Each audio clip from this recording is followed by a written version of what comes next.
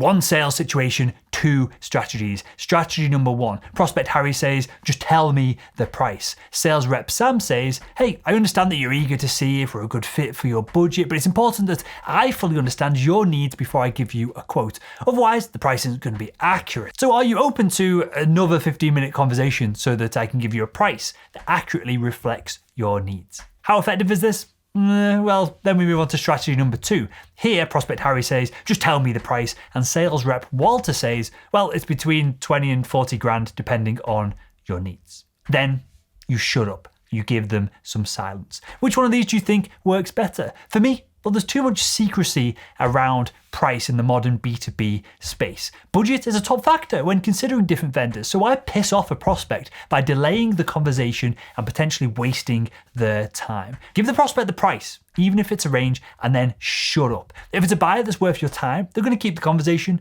going. They're going to self-qualify themselves by asking another question or giving feedback on your offer. If they aren't interested in continuing the conversation, move on. If you've got a full pipeline, this shouldn't be an issue for you. Stop overcomplicating the pricing conversation and make selling simple.